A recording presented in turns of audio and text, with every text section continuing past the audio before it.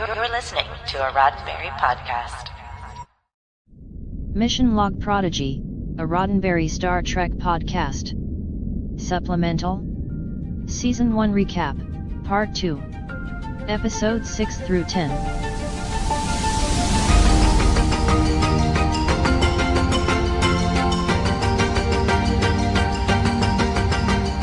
Welcome into another episode of Mission Log Prodigy, a Roddenberry Star Trek podcast. I'm Norman Lau. And I'm Ashley Victoria Robinson. Just like our flagship Mission Log podcast, each week here on Mission Log Prodigy, we discuss every episode of this animated series, discover what makes each of them special, and see if there are any morals, meanings, or messages that we have learned. However, as Star Trek Prodigy is on a break until later this year, sad face. Instead of our usual review show, this week we have a very special episode for all of the Star Trek Prodigy fans. We're going to do something a little bit different. We're going to look at the second 5 episodes of Star Trek Prodigy from a more adult fan's point of view, because this series speaks to older Trek fans as much as it does to our adorable and powerful younger cadets. And this show is produced for both YouTube and as a regular podcast, so please be sure to engage the like button and subscribe to Mission Log Prodigy here on the Roddenberry Entertainment YouTube channel. And please make sure to listen on podcasts.roddenberry.com or Apple Podcasts or Google Podcasts, wherever you find your podcast or whatever your specific podcatcher of choice is, podcast catcher of choices. You can also follow Mission Log Prodigy on Twitter at ML_Prodigy to keep up with all the latest news and updates, like these supplementals and any of the details that we're going to try and get to you as soon as they get to us. We also love talking about other things Star Trek, all things Star Trek, because we're Star Trek fans. Mm-hmm. And Ashley has a very special story for all of us before we jump into the main content of Star Trek Prodigy episodes 6 through 10. So what do you have for us, Ashley? That is true. And if you are Star Trek fans, and if you're here, why wouldn't you be? I'm sure you are all enthralled by Star Trek Picard Season 2, currently airing. And in Los Angeles, California, they have set up a 10 Forward experience, kind of not mocking up, but in creating a bar inspired by 10 Forward in its OG initiation in Los Angeles in the historic Forward district on Forward Street. And I actually went with John Champion, who you probably know if you have been puttering around this network for a little while. So it was our first proper IRL hang since I auditioned to work with Mission Log however many years ago that was now. I don't know. It was before the pandemic. So that was really, really cool. It is a huge space. I was shocked at how big it was. And my favorite detail about the bar is all of these cool little photos that they have on the wall. So they have paid some cosplayers who come and hang out. When we were there, there was an awesome Andorian and a Vulcan. So with the human yourself, you kind of form the founders of the Federation in your photos, which is very neat. Yeah. I don't know if that was intentional or not, because I've seen some other ones where it's not always an Andorian and a Vulcan, but when we were there, it was. And they've paid some of these cosplayers to take some sort of supplementary photos that you'll see on the wall. And it'll be just folks hanging out on the beach, or a Vulcan parent and a Vulcan child. And the Vulcan child is smiling, which isn't canon, but it's okay because she's really, really cute. And they've mixed them in with actual production stills from iconic moments in Star Trek history featuring Guinan and Jean-Luc Picard. Oh, neat. Okay. It does beg the question, who took these photos? The answer is the on-set photographer. But the ambiance, just with little details like that, really makes it feel like it is lived in, and it is lived in within the world of Star Trek. Your ticket gets you 2 drinks and food from whatever featured food truck there is. I don't drink alcohol. So they had a really, really good mocktail, but they have fun names like the Picard Sour. They had an Earl Grey Martini, which I think Earl Grey tea is horrible, but a lot of people were getting and seemed very, very happy with. And I was just overall really, really impressed with it. I hope that this teaches Paramount and marketing that pop-up experiences like this really, really work, and they work with the specifics. They had a bunch of signages at the bar that were specific brands or types of drinks that we know from Star Trek. And then they also had a cute little merch booth in the back where you could buy the Chateau Picard wine or some some questionable blue ale that we've all heard lauded around on the show, and a lot of really neat, like 10 forward shirts. So, okay. My hope coming out of this is that we get one of these every time something new comes up. I can't wait to see the Lower Decks pop up, the Prodigy pop up. Like, there has to be something where it can be all ages. Kids can make Murph colored slime. Like, this is a great idea.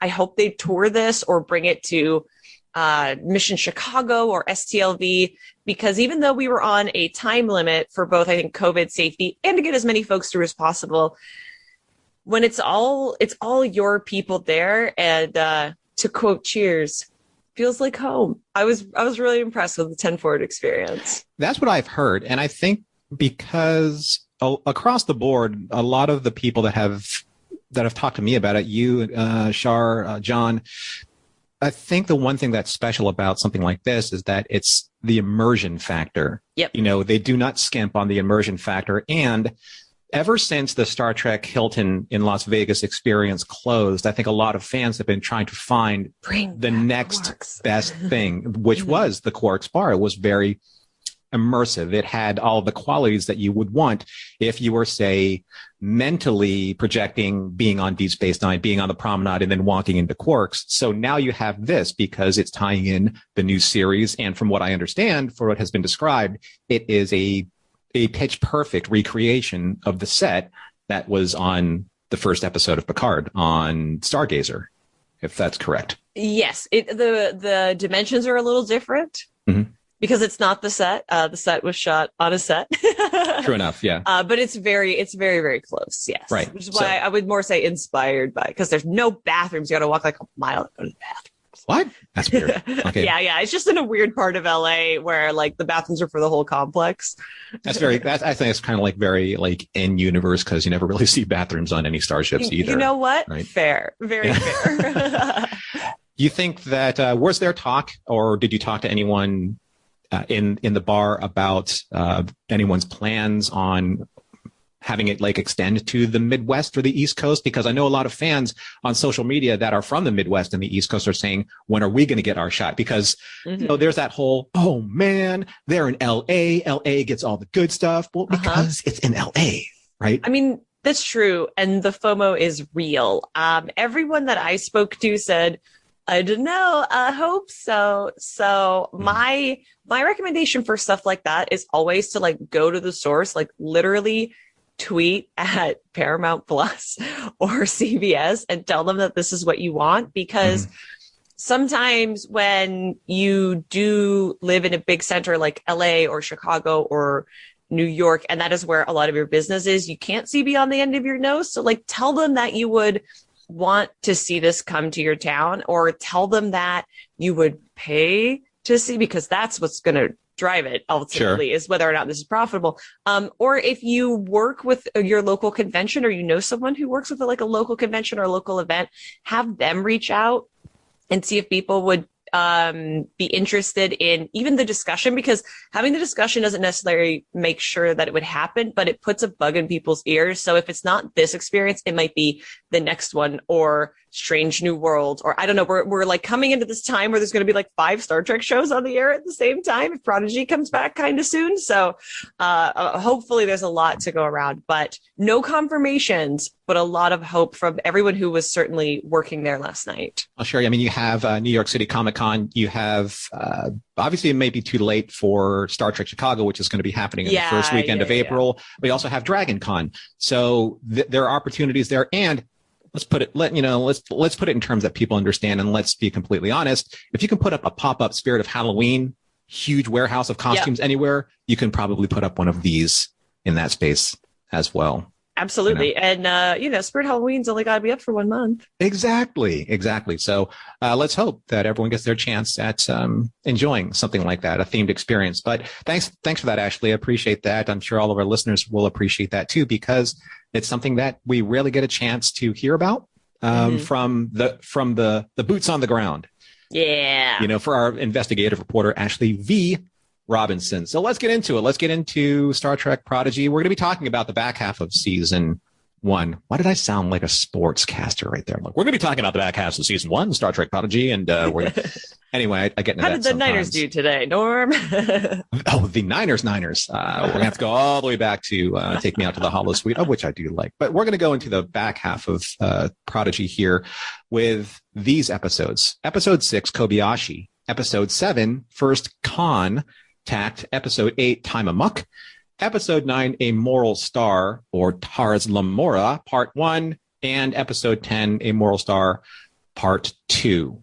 So I have some very specific questions I've always wanted to ask Ashley about in this format, because we are going into looking at these episodes in a more mature adult type of way, because that's the format of this supplemental.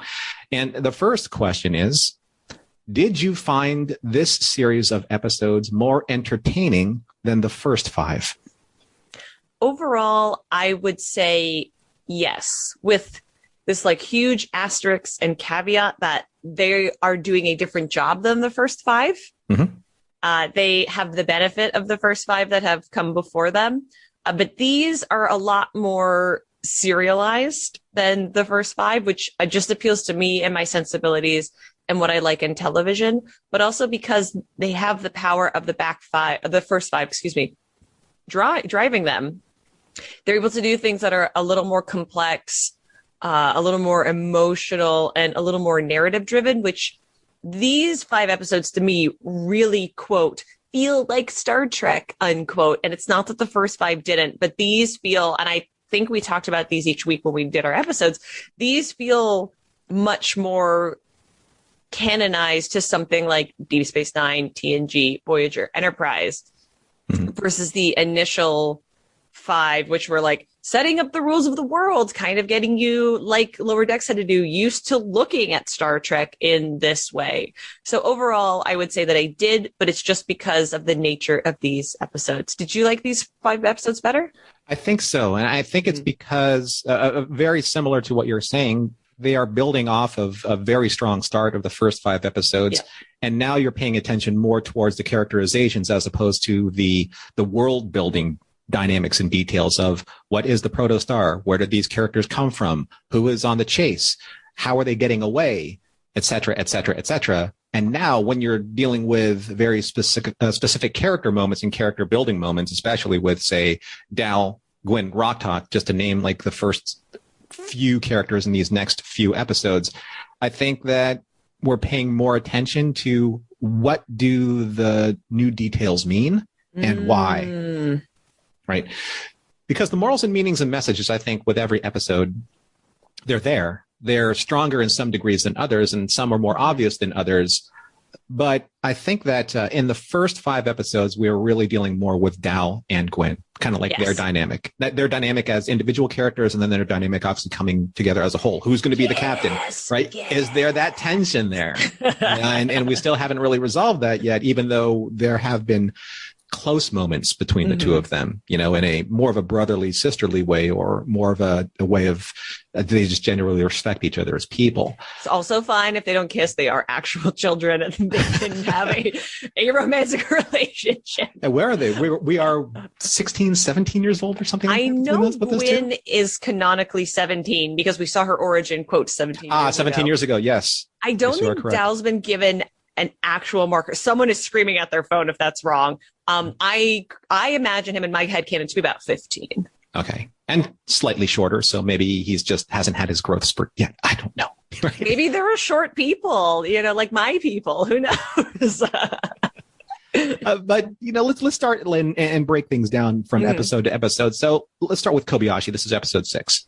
Yeah. Now, it's obviously a spin off of the Kobayashi Maru, the famous scenario or infamous scenario, however you want to put it, of the no-win scenario. The character, the choice that the captain has to make, or the choice that a command track level cadet has to make in this process to learn how to become a captain. Captain Kirk said this to Saavik in Star Trek 2. He said it's a matter of character. It's not the choice that you make, it's how you live with that choice.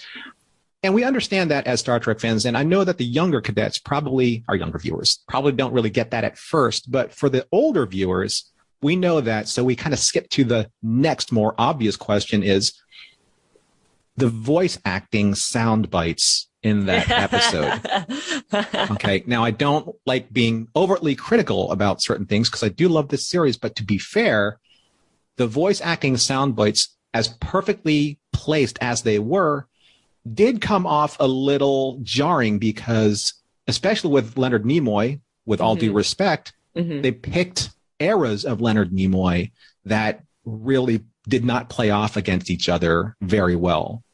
Did you feel that as well? Do you agree with it? Definitely. And Okay. if you've been around as long as Norm and I have, you sit there and you go, well, that's from a movie and that's from this episode and that's from the '09 movie. And you can really hear the differences, particularly with, and Uhura as well, the TOS characters, where just the quality of equipment and the technique has evolved so much since that time. I appreciated that the characters that we chose to homage in Kobayashi were a mix of some of the great talent that's no longer with us, and then some of the most iconic ones. Like Uhura, like Nichelle Nichols, obviously still around and it's still a huge presence in the fandom. But in terms of like iconic character portrayals, I don't know if you can beat Uhura. Like, she's probably tippity top. It did make me question, because we got a screener. So I always wonder with clunky things like that, if it's just that we have a slightly unfinished version, which does happen. I've had screeners where there's been no CG in a live action superhero show at all. It's just a panel that says Flash and Grodd fight, something like that. And you can kind of live with that. But I've seen the full theatrical episode since then, and it seems like it's pretty much what you and I listened to in the screener. Yeah. It does make me wonder if it would have been a stronger choice to pick 4 or 5 actors who are still alive and just have them record completely new lines. I do think, in terms of the narrative reason why we were driven to seeing these characters in the first place, I think this is a great way to do fan service. It completely made sense why it was all of these characters in this place at one time, versus sometimes that happens and it's a little bit clunkier. So it's hard because everybody worked their best with the audio that they were given, but I mean, it's a point of contention because ultimately you can hear the difference. Well, I guess sometimes it's we can debate whether it was an issue of quality and an issue of production timing, or was it a conscious creative decision to keep the quality of those sound bites intact so that they would have the proper emotional connection with certain audiences. Yeah. Because we do, like you said at the beginning, we do know where a lot of these quotes come from, especially where Leonard Nimoy is concerned. Yeah. And they come from the context of episodes that do lean into Kirk being advised by Spock for this particular scenario, this Kobayashi Maru scenario that is now being part of Dal's backstory. So it's not like they're just pulled from a whim. They do actually have meaning, and they have meaning for us. I do think that there could have been maybe a little bit more post-processing involved, just in terms to kind of even out the levels, because some of the audio did spike a little heavy, especially in Leonard's performances, but he did have a lion's share of the narrative. So that's just one thing. It doesn't change how I emotionally feel about the episode, because at the end of the day, it's about the connection, the emotional connection that you have with the episode. And that kind of leads into the next episode with First Contact. Now, I'm not sure about how you felt about Dal in the first 5 episodes. I know that out there in social media, there were people out there that wanted to grab him by the throat and slap him for being as cocky as he is. And primarily because we've never seen a character like him as grating. Let's say that, and even Kirk in 2009, as cocky as he was, there is a certain cockiness and swagger about Kirk, but not from a 15 to 17-year-old alien boy. Like, how dare he? Who was he? Then you see this episode. And then you see, is everything that he is right now, that everything that makes Dal, is it all a defense mechanism because he's so deeply wounded inside from what Nandi, the Ferengi who raised him, has done to him and is still doing to him? Well, the flip part of me wants to say, have you never met a boy before?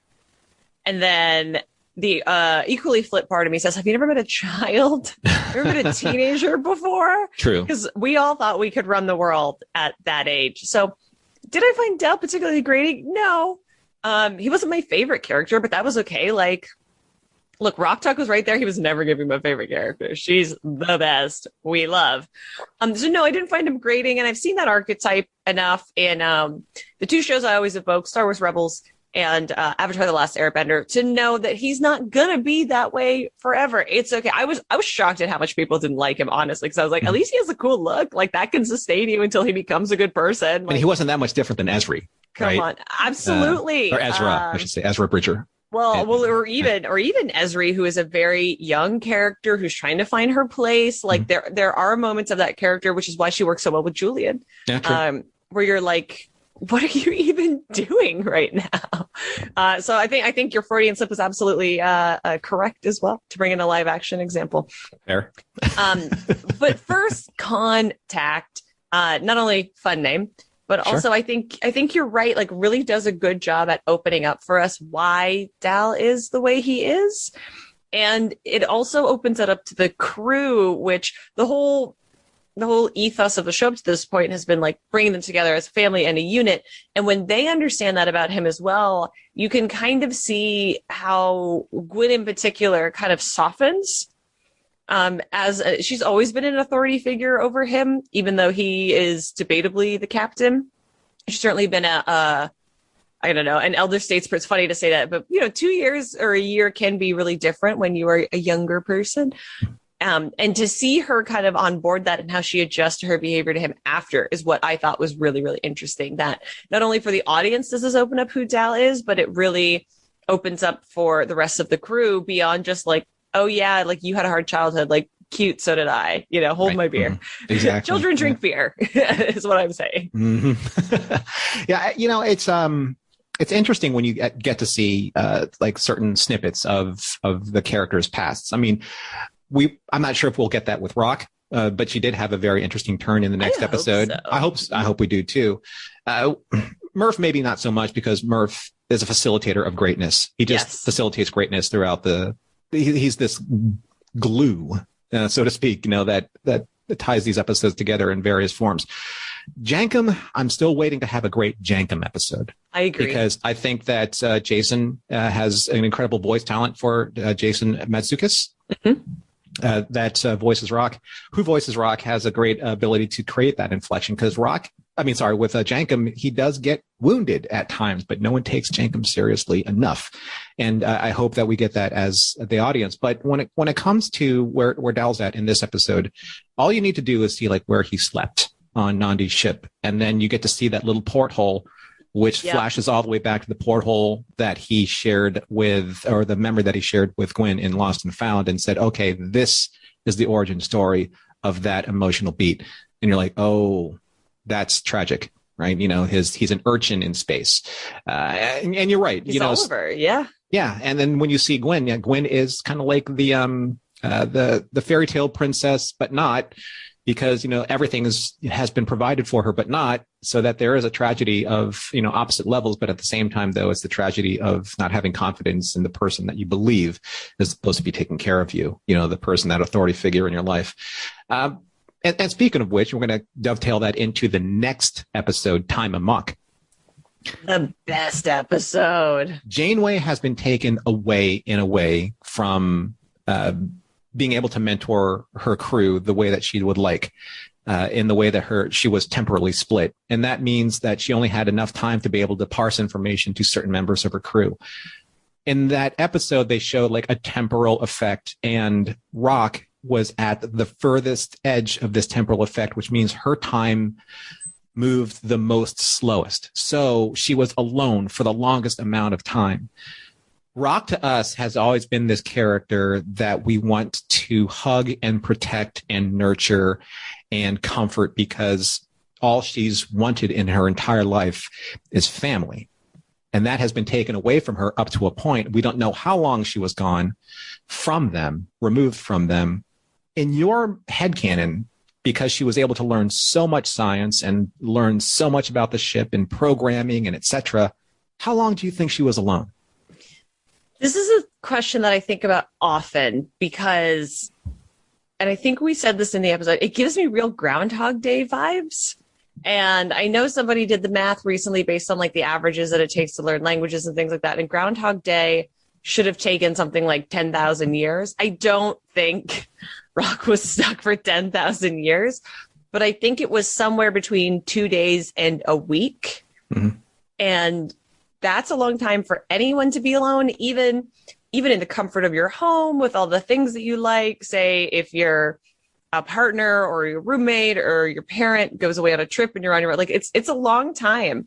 And it's certainly a long time to do that in silence and in the hopes that what you're doing will actually pay off and, basically save your entire world. So I think it's probably somewhere around a week at the longest, but a week of self-reflection and a week of work can definitely change a person, and Rock does feel much more mature after. Also, I believe she quotes how many times she tried and failed, and it is far more than 100 times, which is just so many times. And it's a complex science, right? This isn't, we're making a volcano for the science fair. Like she is dealing with, if she had done this wrong, she would have exploded, and that would have just been the end of the story. I don't know. How long do you think it is? So it was 271 or something like that. It was over 200 and something times.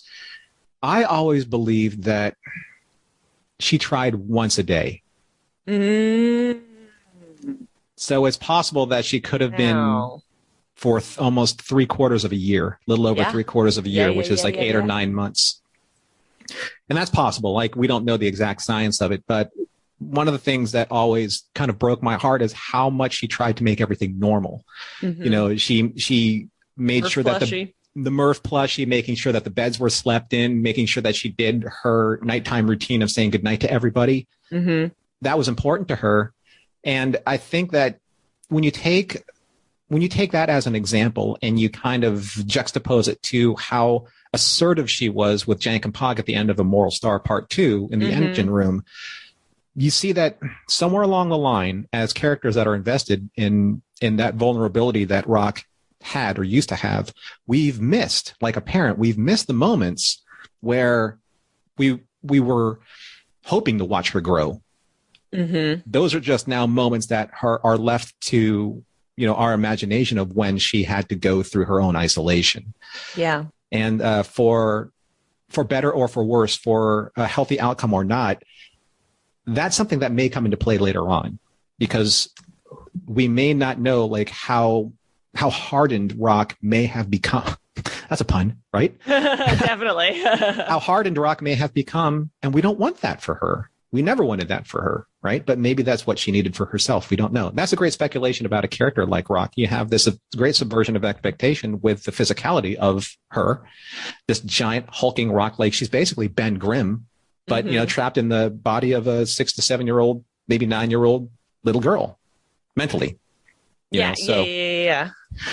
It'll be interesting to see what happens, with Rock there. But we do know that she was able to learn enough to get him out of trouble. And that brings us to looking at, say, the last 2 episodes, the 2-parter that ended this first 10-episode sequence, which is Immortal Star Parts 1 and 2. Now, unfortunately, they never really made as much of a big deal as it being an anagram for Tars Lamora. They kind of, the Hagemans kind of like burst that bubble on social media even before the episode came out.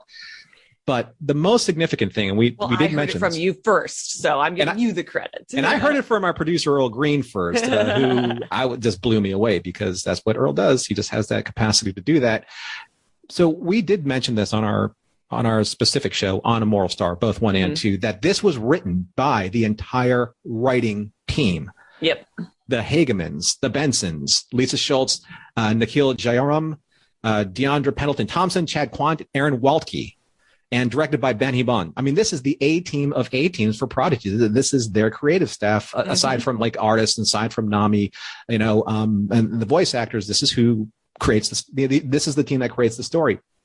When you have this much talent in a room, and interestingly enough, there was a recent post on, I think the Hageman shared this on Twitter in the last few days. There's a picture of all of them in a Zoom meeting, saying that they've never met each other. Like, they've all been contacting each other and creating through Zoom. Imagine that.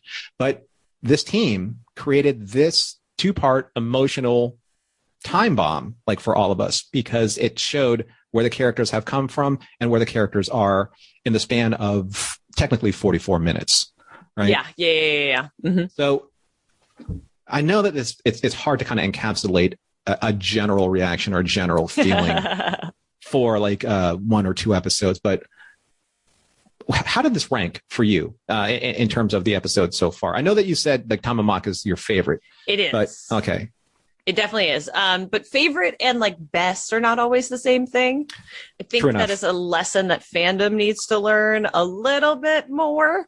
Mm-hmm. But I'm going to put that aside. I think Immortal Star Part 1 and 2, if you look at them as a singular episode, are hands down the best episode of Prodigy that we've had so far. They just do so much. They blow open the world in such an interesting way. They push the boundaries of what storytelling for this audience can be, particularly with Zero and what happens with the Diviner and Gwyn.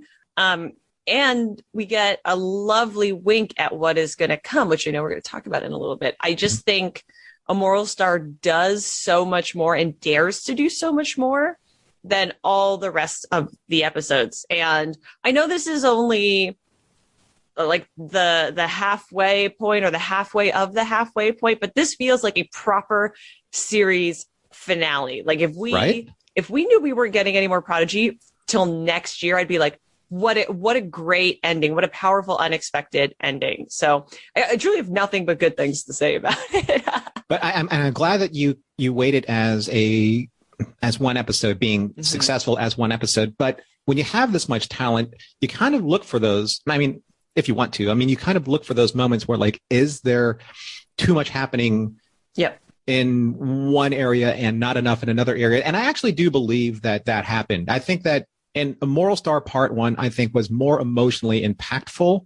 And I think a little bit more weighted towards this is the episode that you really need to pay attention to, say, versus Immortal Star Part 2, primarily because that's where the cadets got the uniforms, and that scene was probably one of the most emotionally hard-hittingest scenes I've like ever seen in Star Trek, because you see where these kids have come from and what they have learned, and then eventually what they have earned. They earned to wear these colors, right? They earned to wear the cadet uniforms that they were wearing. They earned to wear the Starfleet Delta, the badge that Dal was refused to accept that would be any part of his life in the very first episode. And now they're depending on it. They're depending on all of this training to pull them through. And I felt that it was just this, it wasn't even just character growth. It was this rebirth, this, of all of these characters into this new family, because I think that's where in Star Trek, when we see everyone get together out of civilian clothes and put on their uniforms, they become something different. They transcend into something that they can truly depend on. And that's each other, and Janeway, because when Janeway, Janeway put on the suit, it's like, okay, she's an important part of the crew. We know. Oh, yeah, totally.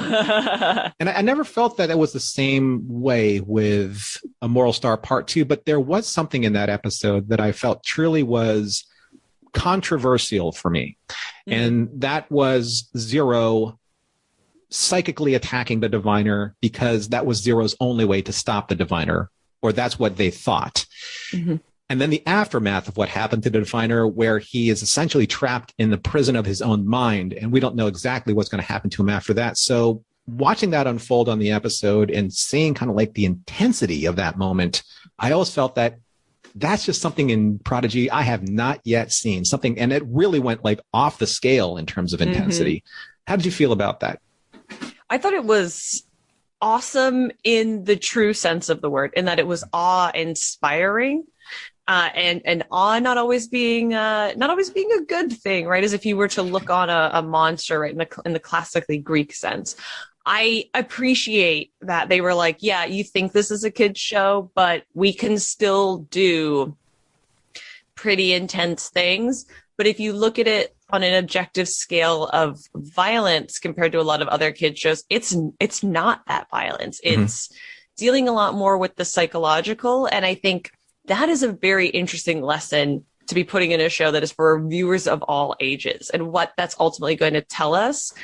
And I think I come down on liking it because it was very beautifully done. It is very scary, but because of what happened everyone needs each other a little more, and everyone has to lean on each other a little more to make sure that we're all going to be okay. Obviously, there's going to be still some conflict that comes out of this, and probably a little baby betrayal, but we're all going to come through the fire better for it. So I think the more we see what this has accomplished and how this has changed people, the more I'm going to come to like it. But I don't have a 3-year-old I'm trying to watch this with, and I can definitely understand how for some of the very young viewers, this might be a little too intense or a little too much. Right. And that's kind of like where I was coming from, just with my concern, because, the episode that we did before, our supplemental prior to this, we were talking about how it was marketed or it's still being marketed as a quote unquote kids show. So, kids, obviously you're dealing with a younger audience of kids, anywhere between 3 to 6, 3 to 9. And then you have the young adult audience, which are they still considered kids?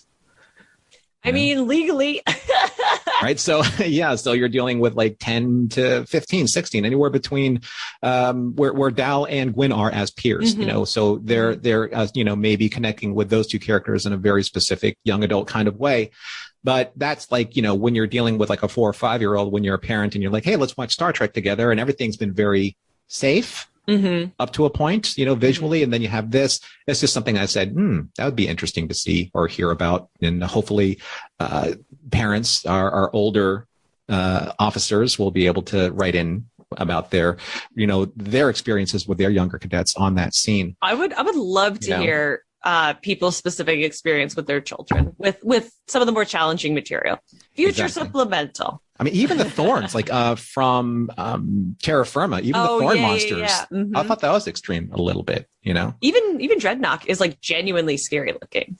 Yeah, especially when he goes spider form. A la General Grievous. Okay, so now we're done with the first half of the first season. Season 1 being 20 episodes.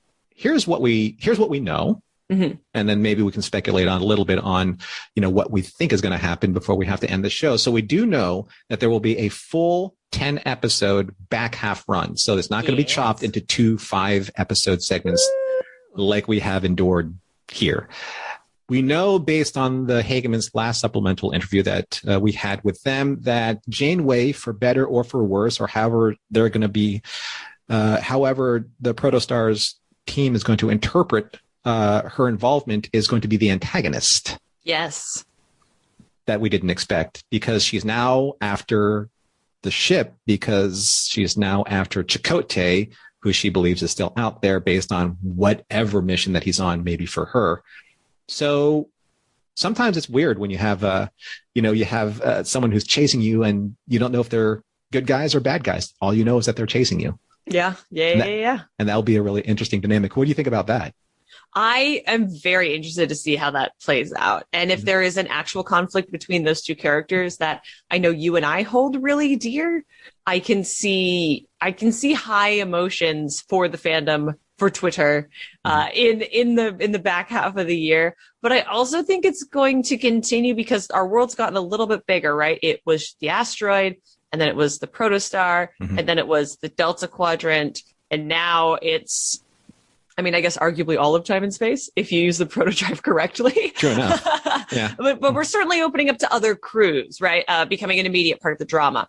And I'm very interested to see, what does a Janeway crew look like? We have Jamila Jamil, we have Daveed Diggs, we have these powerhouse talents who we know were announced as part of the cast who are finally going to be coming into their own in the back half. So that's very exciting. But what does a quote modern day Janeway crew look like? What does a quote modern day Chakotay look like? How do they interact with each other? How are they going to interact with our crew? Because the Protostar crew, yes, Hollow Janeway is there, but it still feels very separate from this other sort of post Voyager drama that's going on. And I think now that we've learned how to operate as a crew, I think we're learning diplomacy in the back half of this season. Interesting. Okay. Yeah. All right.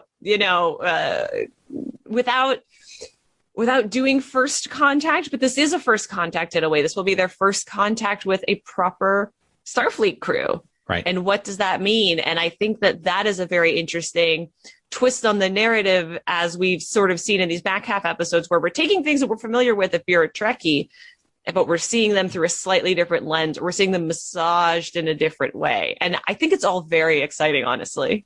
And there will be that aspect of now, which adults do you trust? Because we all know that not every single member of Starfleet is always the most trustworthy. Or if they're an admiral, they're evil. It's just a fact. Yeah, that's tradition, you know, and who are we to buck with tradition, right? The diviner. Let's talk about the diviner a little bit, because when you sign somebody on, and this is the realist in us, because you know, when you sign somebody on, you know, a talent as strong and as powerful and as well known as John Noble, you're going to sign an actor like that on for a decent contract, you know, and a decent amount of performances or a decent amount of lines, you know, negotiated for that contract. I have to believe that we're going to see the diviner in some form or another again, which means how badly injured was he by Zero, and will the Order restore him? Whatever the Order is. The Order was dropped in the background of that 17-year flashback. I believe that was during First Contact. Yep. And that was it. That's all we heard about the Order. Well, I don't think he's going to be like a Futurama head in a jar. I don't think he's that badly decimated. We did see him in his full corporeal glory as he was thrown into the pit at the end. But I will say John Noble did do a 1-episode guest star on Legends of Tomorrow. So like the man is down, but I agree with you. I think he, like most of the talent, was probably signed for the whole season. And then it was, how often is he going to pop up here and there? I think the Order will come back into it. What I would like to see, the diviner and Gwyn come to an understanding. Like, I would love it if he's like a doddering old man that she sets up in like a space apartment somewhere and goes to check on him sometimes. I don't think that's what we're getting. I think he's probably getting a triumphant return toward the end of the season to further complicate things. And then since we know he is from the future, I could see him being sent back or enacting a plan to go back to the future in his DeLorean. And then Gwyn being stuck with the question of, does she go to, like, who is her real family? Where does she belong? Sure. Exactly. Kind of as an echo back to Dal's decision about whether or not he was going to stay with Nandi and be a space pirate, or if he was going to fulfill his full potential. But there's no way we're not getting more diviner. And if you are, shame on you for doing such things to the Steward of Gondor. Shame on you. Well, yes. I mean, you don't want to just bring him wood and oil, because we don't really want that for him right now. The big question is, when are we going to get our Jank and Pog episode? Like the episode that really gives us the insight to Jank and Pog. That's what I want. So I hope it's in this back half. I hope it's somewhere in these 10 episodes. I hope it's early. I hope it's like episode, because 1 and 2 are going to be sort of a sister two-parter, right? Reintroducing us to the world, establishing who these other crews are, kind of like how the series began. So I'm hoping around episode 13, 14, before 15 is still going to feel like a mid-season finale, even though we're getting the back half all at once. So I'm hoping somewhere in those early mid-seasons, but I will say, even if it doesn't happen anywhere in these 10 episodes, I know that the Hagemans, based on their past work, are incredibly smart and that they listen to fans when a good idea comes along. And developing Jank and Pog as a real character is a good idea. So I know that even if it doesn't happen this season, it is coming.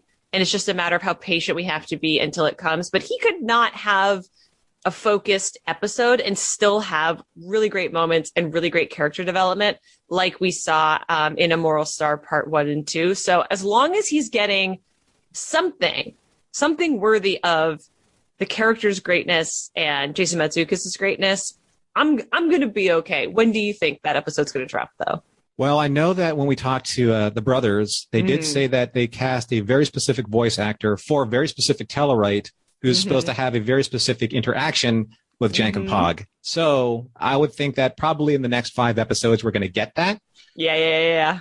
And we'll see. But I really do think that Jankum is probably like the most unsung character who has some of the better one-liners, because I think that that's the way this character has been, kind of like tailored to be. But there is something there that definitely is working on him. I mean, when he was staring at the anomaly and saying that that's the physical representation of how Jankenpog feels, I mean, he does have a deep inner emotional core to him that I think is also being maybe protected by humor, the way that people use humor to shield themselves from, emotional trauma. So there's something there. And I think that's worth exploring. Traditionally do that through insults. So by switching it to be humor, particularly for the intended audience or the marketed audience, I think is a great choice. Yeah. So I hope sooner than later. But again, if the Hagemans are going to promise us that particular scene, it's going to be worth the wait. That Absolutely. Is for sure. Yeah. All right. So that's it for us, Ashley. That was a fantastic recap of the back half of the back half of the first half of season 1, I should say. And, I know we're like this quarter and this 8th. We sound like we're financial people. But it's going to be nice to have just like one string of 10 episodes. We're like, these 10 episodes are what we're going to talk about this time. It's going to be so good. Soon. Friends, you know what that means. This means we've reached the end of our show. Said face. Thank you to everyone who joined us here on Mission Log Prodigy. We love you. If you've enjoyed our show, please make sure that you smash your like and share and subscribe buttons to the Mission Log Prodigy playlist on Roddenberry Entertainment YouTube channel, or find us on your podcast catcher of choice. Mission Log Prodigy is produced by Roddenberry Entertainment, production and technical direction by the infallible Earl Green. Our website and your opportunity to comment and connect with us is missionlogpodcast.com. And if you would like to support Mission Log directly, and why wouldn't you, you can do so at patreon.com/missionlog. Yes, thank you, everyone. Thank you, Ashley, for being here with me. Thank you, all of you, for listening. And make sure that you do follow us, because we are going to be trying our very best to make sure that you get all the information and all the dates and all the timelines straightened out so that you don't miss a single minute of when Prodigy comes back. And it'll be back before you know it. Every single week forward is a week closer to the release of Star Trek Prodigy. So make sure that you subscribe. Make sure that you follow us here on the Roddenberry Entertainment channel on YouTube. Make sure you listen to your podcasts, and we will see you again next time.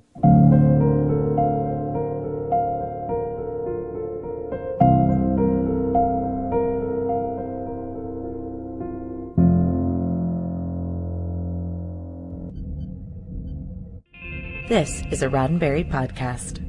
For more great podcasts, visit podcast.roddenberry.com.